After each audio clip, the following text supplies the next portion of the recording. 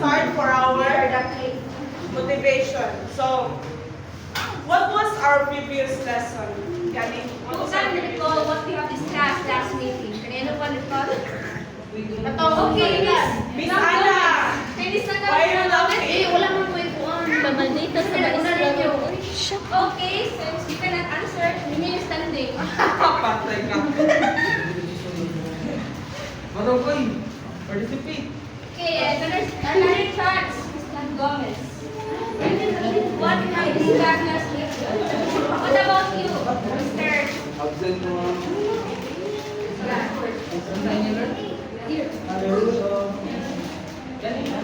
Okay, Angela. Angela, Torrejas! Torrejas!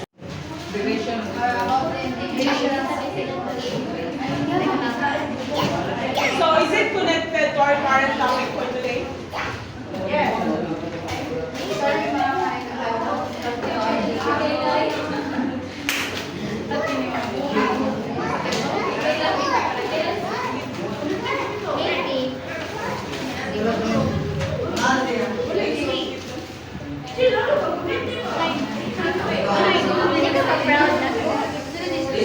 Sige mo na day. Ano man na day? Huwag kang magkay na day. So, our lesson for today talks about the approaches to curriculum designing. So, can anyone recall what curriculum designing is? Angela,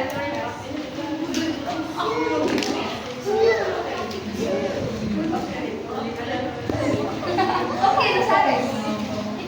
What do you understanding about curriculum designing? Curriculum designing is kung saan na to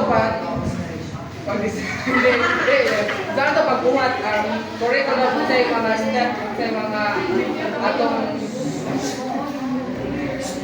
kung sa ato ang ganang step sa ato basyan to make a curriculum.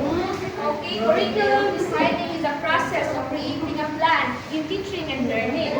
So, it easiest to understand, curriculum designing will be used in crafting, planning, and evaluating the curriculum. So, there are three approaches of curriculum design. So, first is subject-centered design, learner-centered design, and problem-centered design. So, in order for us to understand it deeply, we will really tackle it one by one.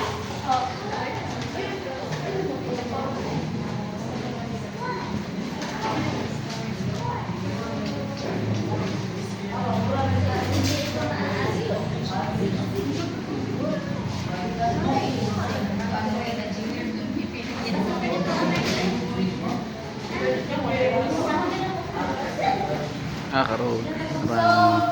Can you read everyone? Subject-centered curriculum design. Focuses on the content of the curriculum. The subject-centered design corresponds mostly to the textbook. Are a few curriculums firmly to live with the design. It Are you grade 1? So can you repeat it? Subject-centered curriculum design. Subject. 1, 2, 3, go. Subject-centered curriculum design focuses on the content of the curriculum. The subject-centered design corresponds mostly to the textbook. Henry Morrison and William Harris are the few curricularists who firmly believe in the design. It aims for excellence in a specific subject, discipline, content. There are 4 design. Subject design, Correlation design, discipline design, program design, and interdisciplinary. So, subject-centered curriculum design for subject. It's based on subject. Like for example, sa ato when we go back to high school, elementary, I guess, elementary ko, natay mga mathematics subject, English subject, Filipino subject, and so on. So, it also focuses on the content of the curriculum, right? When the teachers teach, like for example, math, ang subject, so, ang ilang i-teach, it talks about mathematics. Okay, mathematics like addition, subtraction, and multiplication. So, yes, the subject-centered design corresponds mostly to the textbook. So, because textbook is usually written based in subject or courses. So, Henry Morris and William Morris are the few curriculums who firmly believe in the design. Mga sila. So, sa Philippines, we are practicing this design. Like for example, in a school year, we have school period and school plan. Yes. Then of course,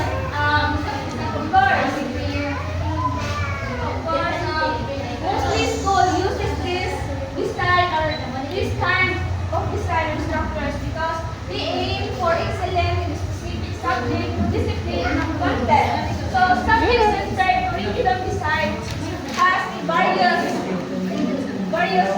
which focuses on these four. So first is subject design. So the word subject, so it focuses on the subject, the content of the curriculum. And the advantage of this design is the teacher is easily to deliver this because they are familiar with this kind of design, subject design. Next is discipline design. So discipline design is correlated to subject design. But the difference is focusing in discipline design is the academic discipline of learners. Like for example, when you are studying, you have to learn how to demonstrate. For us to be teachers in the future. So then correlation design means that connecting subject and correlation design is that related subject connect din ba? Like for example, when you studying science na dili connect correlation design. For example, ang math at science connect ba? Like for example, when we are studying solar system, so we can connect that into math by solving the distance and the size of the earth. Then connect broad field design or interdisciplinary, so related subject ay connect i-combine as one ba? For example, when we are studying history, geography, and economics, so we can study that in just one subject, like for example, social studies. So next is, can we read? Learner-centered curriculum design. By Contrast revolves around student need, interests, and goals. It acknowledges the students are not uniform but individuals, and therefore should not in all cases be subject to standardized curriculum. This approach aims to empower learners to shape their education through excellence. Learning is the product of the child instruction in the environment. Okay, so what's of you understand is language?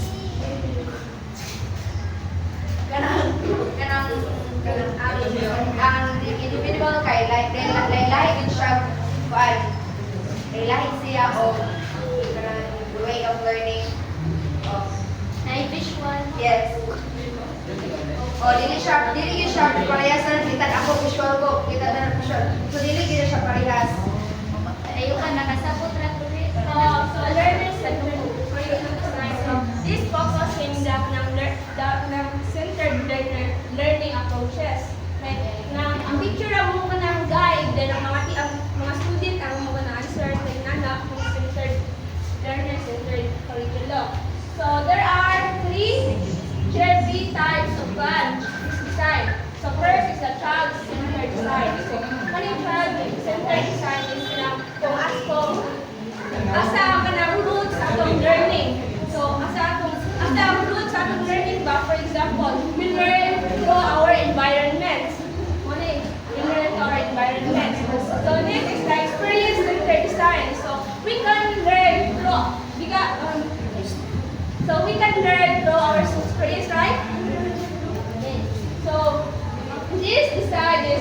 focusing on our experience as an individual, kung sa atong mga notice and observe sa atong environment, sa atong yes. Humanistic design. Kaning humanistic design is dili na siya mag-focus sa academic skills at sa bata. But also the growth and physical abilities, and also how the children interact with their peers and sa surrounding. Yes. And the last approaches will be discussed by my partner.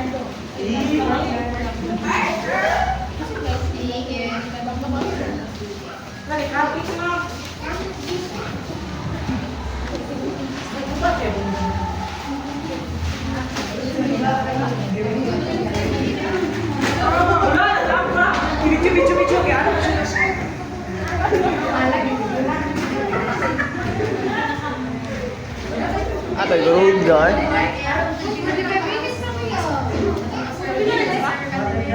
Ten.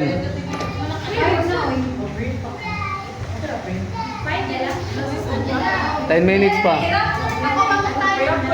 So in the continuation of Ms. Uba's discussion is the problem-centered design. So when we say problem-centered design, it involves the social problems, needs, interests, and abilities of the learner. So for example, ang kaning problem-centered design is not all about kaning problem ganing sa eskwelahan, but also it also kanang reflect gani sa problems kanang sa ato gani real life situations. Oh yeah, nana. And then the examples of problem-centered design is kaning life situation design. Ngayon na ko niyo nga ang kaning problem-centered design is not all about diri sa classroom, but also naabot siya sa uses the past and the present experience of the learners as a means to analyze the basic areas of living. So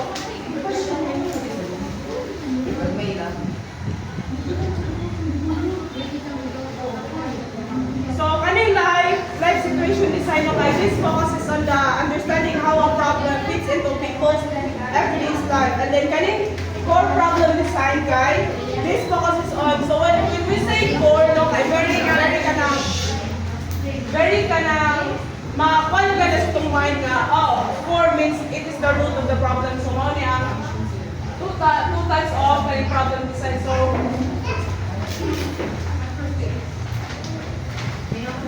So there is steps that we can proceed to. So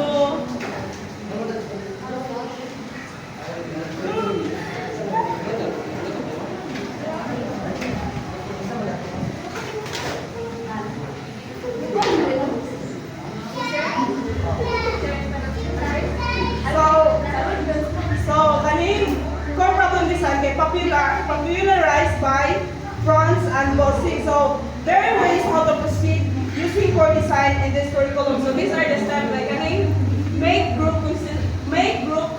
consensus on important problems. So kaning group consensus no kay ensures everyone in the group agrees on which problem to focus on. So kaning first one ani kay kailangan mag-brainstorm ka rin mo kay dili naman pwede nga ang usa ra ka tawo ang mag-agree sa possible topic niya. Kaning develop criteria for selection of important problems. So establish clear criteria to help decide which problems are the most significant and worth addressing for. So now step 3 is state and define the problem. So clearly articulate the problem you are solving.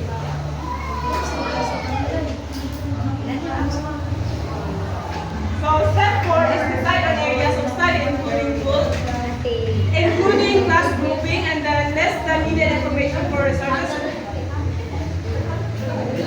So of course, kay mangita man mo ka ng mga information dyan, so dili man pwede nga dili lang yung i-list ang mga information kay needed ba siya. And then kanin step 6 kay obtain and organize information. Step 7 analyze and interpret the information. Step 8 is state the tentative conclusion. So when we say tentative, no, it's not a final conclusion. So present the report to the class and then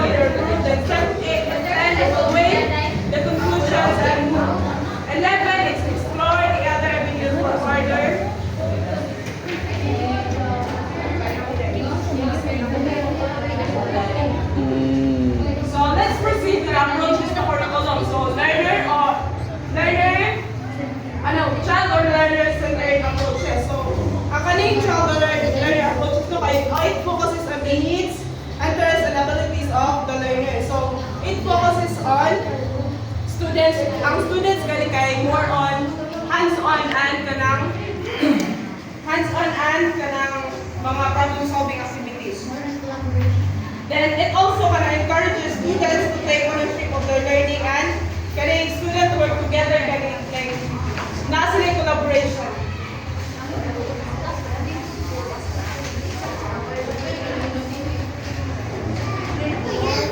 So the principles for child-centered curriculum approach is acknowledgement and respect the fundamental rights of the child.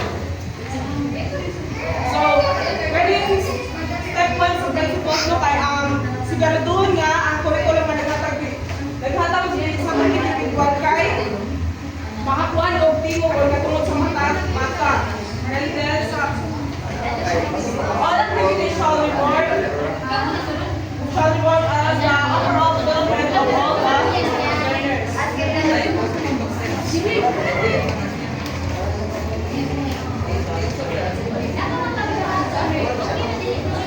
So let's proceed with the subject-centered design. So as what Ubas said earlier, no, ano yung subject-centered design, guys? It is a teacher-centered approach, which is the kanang teacher is kanang mahatagan ng information sa students, and ang students igura mo receive sa information. Then when we talk about subject-centered approach, no, kay so let's say example ganyan yung Ubas nga for Filipino time John, and then kung English time John yung and then sa sa subject-centered design no kay there is a mainly kanang one gani like you have to master all the subject gani sa alagi na sa principle theory you have to master the subject, like for example kanang known gani kayo tama.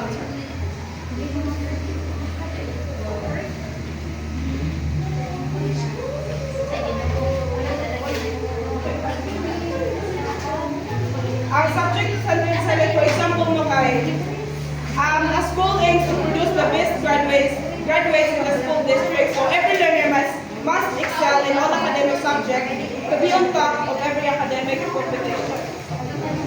So mano niya ang atong subject-centered kay kanang like for example ang mga eskwelahan kay na nagkuhan kayo kanang mga recognition nga like for example ang ilang mga students or graduates kay kanang best in like mga Latin honors gani, so kailangan graduate sila nga kailangan master sila sa kanang subject.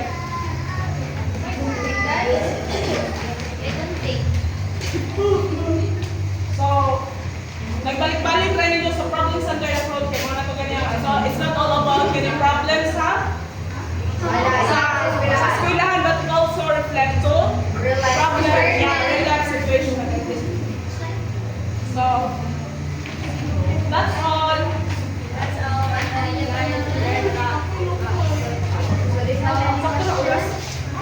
Sakto na oras.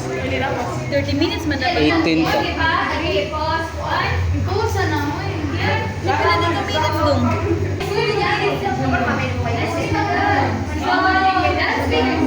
That's all for today. So, can someone sum up everything that we have discussed?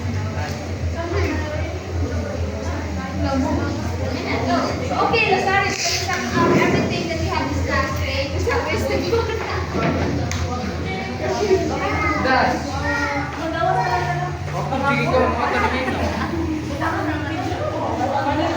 Masama mo na na, bitaw. Dako na nadaptan kay approaches to curriculum designing. So, na-learn na ako everything. Like what everything? Like subject-centered design. Kasi subject-centered design which is dapat tayo ngayon dapat mo teach ka na yes. And learning-centered design. Kanang sa karon mo, learning-centered design. So then, teacher direction. 21st century.